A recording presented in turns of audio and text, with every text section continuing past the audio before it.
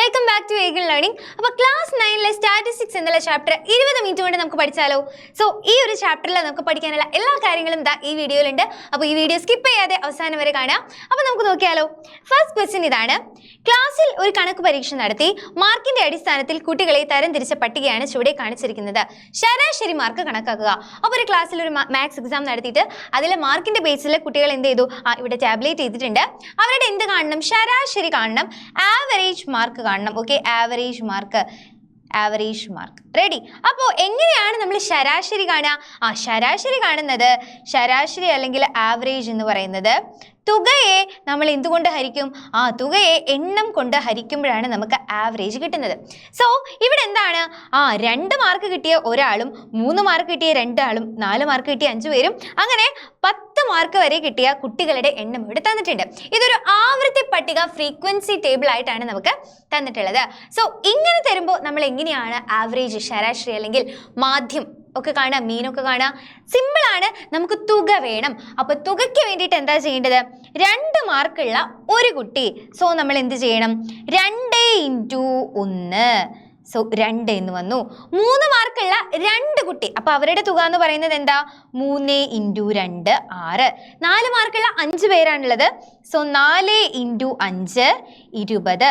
5 മാർക്കുള്ള 4 പേര്. അപ്പൊ 5 × 4 വീണ്ടും 20. 6 മാർക്കുള്ള 6 പേര്. സോ 6 × 6 36. ഇതുപോലെ നമ്മൾ എന്താ താഴേക്കും ഗുണിച്ച് പോവുക.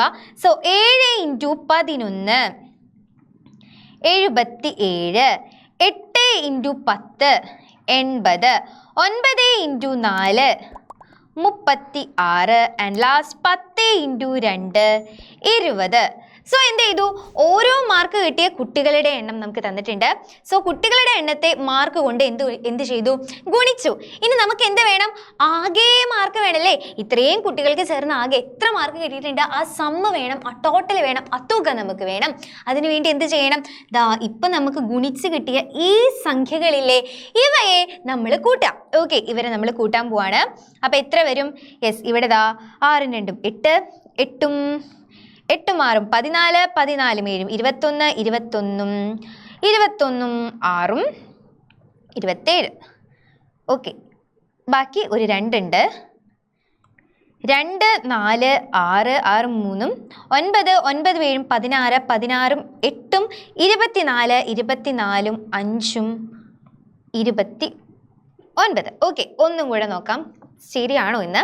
6 × 2 8, 8 6 14, 14 6 20 27 കറക്റ്റാണ്. 2 2 4 6 8 8 3 11, 11 3 11 10 21. യെസ്, 297. റെഡി. അപ്പോൾ തുക നമുക്ക് എന്ത് കിട്ടി? ടോട്ടൽ അല്ലെങ്കിൽ സം എത്ര കിട്ടി? 297 കിട്ടി. ഡിവൈഡഡ് ബൈ എത്രയാണ് എണ്ണം? എണ്ണം എന്ന് പറയുന്നത് ആ ക്ലാസ്സിൽ ടോട്ടൽ നമ്പർ ഓഫ് സ്റ്റുഡൻസ്, ആകെ കുട്ടികളുടെ എണ്ണമാണ് ഇവിടെ എണ്ണം എന്ന് ഉദ്ദേശിച്ചിരിക്കുന്നത്. സോ ആ ക്ലാസ്സിലെ കുട്ടികൾ ആകെ എത്രയുണ്ടെന്ന് നമുക്ക് നോക്കണം. അതിന് വേണ്ടിയിട്ട് ഈ കോളത്തിന്റെ തുക, ഈ ഒരു കോളത്തിന്റെ സമ്മ് നമുക്ക് കാണേണ്ടതുണ്ട്. ആകെ എത്ര കുട്ടികൾ എന്ന് കാണാൻ ഇതൊക്കെ കൂടെ ആഡ് ചെയ്യണം. അപ്പം എത്ര വരും?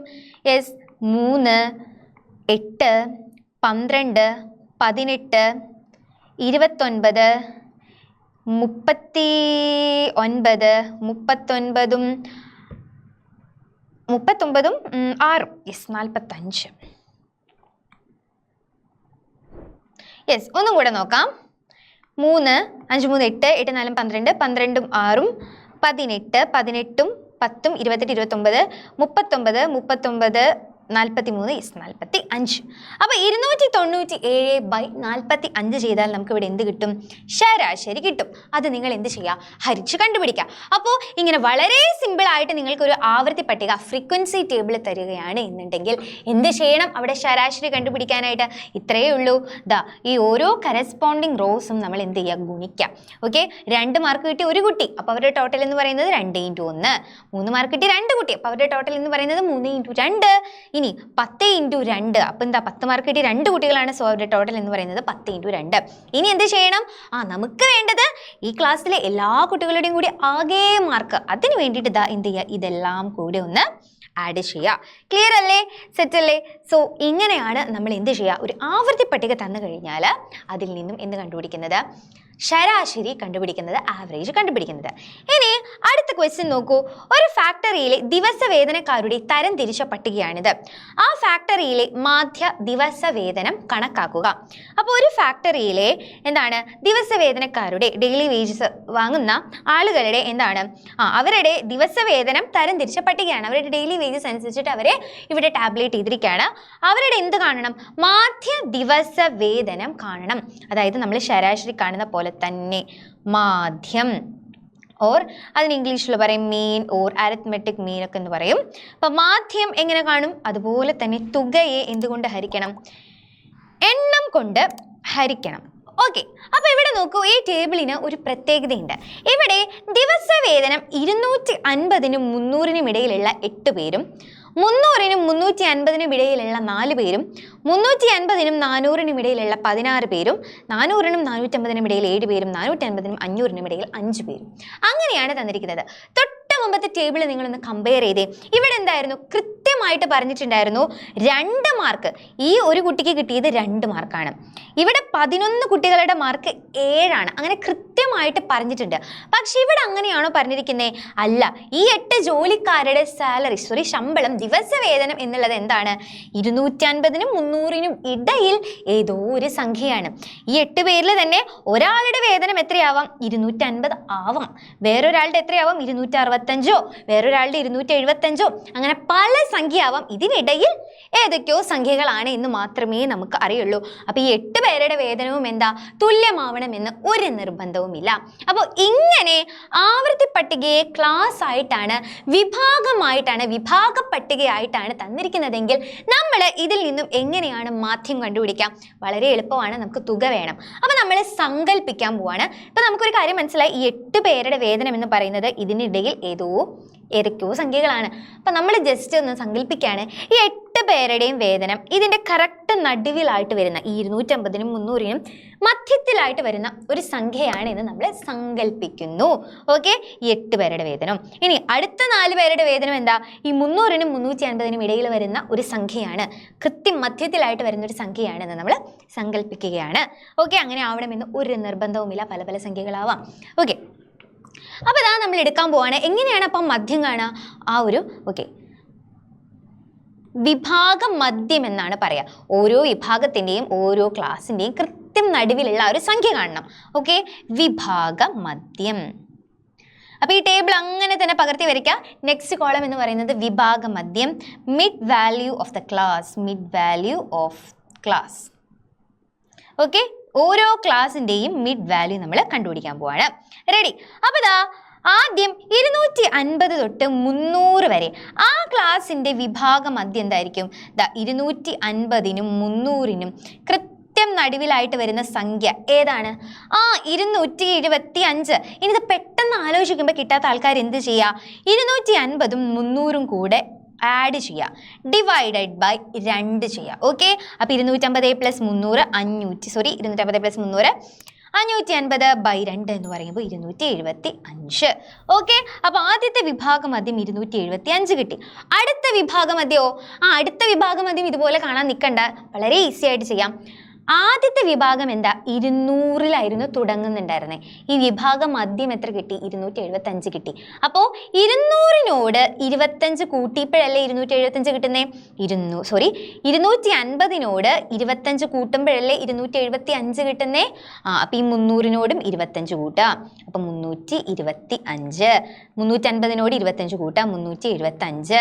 400-നോട് 25 കൂട്ടുക, 475. 450-നോട് 25 കൂട്ടുക, 425. 450-നോട് 25 കൂട്ടുക, 475. അപ്പോൾ വിഭാഗമദ്യം, ഏറ്റവും ആദ്യത്തെ വിഭാഗമദ്യം കാണാനാണ് കുറച്ച് പണിയുള്ളൂ. പിന്നെ വളരെ വളരെ വളരെ ഈസി ആയിട്ട് നമുക്ക് എല്ലാ വിഭാഗമദ്യങ്ങളും ഇവിടെ എഴുതാനായിട്ട് പറ്റും. സോ വിഭാഗമദ്യം കാണും. അപ്പോൾ നമ്മളിപ്പോൾ ഇവിടെ എന്താണ് സങ്കല്പിച്ചത്? നമ്മൾ എന്താണ് ഇവിടെ അസ്യൂം ചെയ്തത്? ഈ ഒരു വിഭാഗത്തിലെ 8 പേരുടെയും കൂലി എത്രയാ? 275. 8 ആളുകളുണ്ട്. ആ 8 ആളുകളുടെയും കൂലി 275 എന്ന് നമ്മൾ എന്ത് ചെയ്തു? സങ്കല്പിച്ചു. ഇനി കാര്യങ്ങൾ എളുപ്പമായി. ഇനി നമ്മൾ ഈ ഒരു കോളത്തിനെ മൈൻഡേ ചെയ്യേണ്ട. ബാക്കി ഇത് വെച്ച് അങ്ങോട്ട് നമ്മൾ നമ്മുടെ ഈ ഒരു പ്രോബ്ലം കണ്ടിന്യൂ ചെയ്യാം. അപ്പോൾ നമുക്ക് എന്ത് മനസ്സിലായി? 8 പേരുടെ കൂലി 275. അപ്പോൾ എന്ത് ചെയ്യണം? അതിൻ്റെ തുക കാണണം. 8 × 275. ഓക്കെ, 8 × 275 എത്ര വരും? 2200. അടുത്തതോ 4 × 325. ഓക്കെ, 4 × 325. അപ്പം 325 × 2 എന്ന് പറയുമ്പോൾ 650, 650, 1300. ഓക്കെ, 4 × 325 1300. അടുത്തതാണ് 16 × 375. ഓക്കെ, അപ്പോൾ 375 × 2 എന്ന് പറയുമ്പോൾ 600, 750, 750 × 8 1600 അടുത്ത്, സോറി 6000. ഓക്കെ, 6000. അപ്പോൾ 16 × 375. റെഡി. അടുത്തത് എന്താണ്? 7 × 425. 7 × 425. അപ്പോൾ 7 × 425 എന്ന് പറയുമ്പോൾ 2975. 2975. അടുത്തതാണ് 5 × 475. ഓക്കെ, 5 × 475, അതായത് 7 5 35, 35 37, ബാക്കി 3 20, 23, 2375.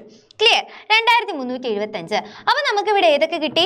2200, 1300, 6000, 2975, 2375 എന്ന് കിട്ടി. ഇനി എന്താണ്? തുക കാണണം. തുക കാണാൻ വേണ്ടിയിട്ട് എന്ത് ചെയ്യണം? ദാ ഇവരെല്ലാവരെയും കൂടെ ആഡ് ചെയ്യണം. അതും കൂടെ ചെയ്താലാണ് ടോട്ടൽ കിട്ടുള്ളൂ. ഇവരെ എല്ലാവരെയും കൂടെ ജസ്റ്റ് ഒന്ന് ആഡ് ചെയ്യുക. റെഡി? നമുക്കിവിടെ ഒരു ബോക്സ് വരച്ചിടാം. ഇവരെല്ലാവരും കൂടെ നിങ്ങൾ എന്ത് ചെയ്യുക? ഒന്ന് ജസ്റ്റ് ആഡ് ചെയ്യുക. ഓക്കെ, അപ്പോൾ നിങ്ങൾക്ക് തുക കിട്ടും. ഇനി അടുത്തത് എന്താണ്? ആകെ എണ്ണം, ജോലിക്കാരുടെ ആകെ എണ്ണം വേണ്ടേ? യെസ്, ജോലിക്കാരുടെ എണ്ണം. അപ്പോൾ ഇന്ന് ഈ കോളമാണ് ആഡ് ചെയ്യേണ്ടത്. തെറ്റി ഈ കോളത്തിന് ആഡ് ചെയ്ത് വെക്കരുത്. അപ്പോൾ എത്രയാണ് ടോട്ടൽ? ആകെ എത്ര ജോലിക്കാരുണ്ട്? 8 4 12, 12 10, 22 മാറി 28, 28 5 33, 33 7 40. അപ്പോൾ ആകെ 40 ജോലിക്കാരാണ് ഉള്ളത്. സോ ഇവിടെ നിങ്ങൾക്ക് ആഡ് ചെയ്ത് കിട്ടുന്ന തുകയെ നിങ്ങൾ എന്ത് ചെയ്യുക? 40 കൊണ്ട് ഹരിക്കുക. എന്നിട്ട് എന്ത് ചെയ്യുക? ഇവിടുത്തെ മാധ്യം അല്ലെങ്കിൽ മീൻ കണ്ടുപിടിക്കുക. ഓക്കെ, മാധ്യം അല്ലെങ്കിൽ അരിത്മെറ്റിക് മീൻ കണ്ടുപിടിക്കുക. റെഡി അല്ലേ? അപ്പോൾ ഈ 2 ടൈപ്പ് ക്വസ്റ്റ്യൻസ് ആണ് നമുക്ക് ഈ ഒരു ചാപ്റ്ററിൽ പഠിക്കാനായിട്ടുള്ളത്. ഇനി ഇതല്ലാതെ സിമ്പിളായിട്ട് ഇതാ കുറച്ച് സംഖ്യകൾ തന്നിട്ട് ഇതിൻ്റെ മാധ്യം അല്ലെങ്കിൽ ശരാശരി കാണാൻ പറഞ്ഞാൽ, മാധ്യം അല്ലെങ്കിൽ ശരാശരി കാണാൻ പറഞ്ഞാൽ വളരെ എളുപ്പത്തിൽ നിങ്ങൾക്ക് ചെയ്യാലോ. യെസ്, ഇവരുടെ ശരാശരി അല്ലെങ്കിൽ ആവറേജ് നമ്മൾ എങ്ങനെ കാണും? ഇവരുടെ സം എടുക്കുക. ഓക്കെ, സം ബൈ നമ്പർ എപ്പോഴും ഈ ഒരു ഇക്വേഷൻ ആണ്. അപ്പോൾ ഇവരുടെ തുക എന്ന് പറയുമ്പോൾ ഇവരെല്ലാവരെയും കൂടെ എന്ത് ചെയ്യുക? ആഡ് ചെയ്യുക. ഡിവൈഡഡ് ബൈ, അപ്പോൾ സമ്മ കണ്ടുപിടിക്കാനാണ് നിങ്ങൾക്ക് ഞാൻ തരുന്ന പണി. ഇനി ഡിവൈഡഡ് ബൈ നമ്പർ, ഇത് എത്ര ഉണ്ട്? 1 2 3 4 5 6 7 8. ഇത് 8 എണ്ണമുണ്ട്. സോ എന്ത് ചെയ്യാം? ഇവരുടെ തുകയെ എന്തുകൊണ്ട് ഹരിക്കുക? 8 കൊണ്ട് ഹരിക്കുക. അപ്പോൾ ഇവിടെ എന്ത് കിട്ടും? ഇവിടെയും ശരാശരി കിട്ടും. അപ്പോൾ നിങ്ങൾക്കുള്ള വർക്ക് എന്താണ്?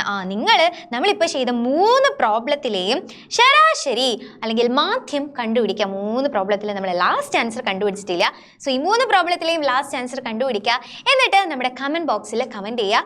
ഈ വീഡിയോ നിങ്ങളുടെ ഫ്രണ്ട്സിനൊക്കെ ഷെയർ ചെയ്ത് കൊടുക്കുക. മാക്സിമം ലൈക്ക് ചെയ്യുക. നമ്മുടെ ഈ വീഡിയോ ഷെയർ ചെയ്യുക. ഇനി ചാനൽ സബ്സ്ക്രൈബ് ചെയ്യാത്ത ആൾക്കാർ സബ്സ്ക്രൈബ് ചെയ്യുക. പിന്നെ ഒരു കാര്യം പറയാനുണ്ട്, നമുക്കിതാ നാളെയാണ് നമ്മുടെ മാത്സ് എക്സാം. സോ ഇന്ന് വൈകുന്നേരം 7:30 നമ്മുടെ ക്ലാസ് 9 ചാനലിൽ നമുക്ക് മാരത്തോൺ ഉണ്ടായിരിക്കും.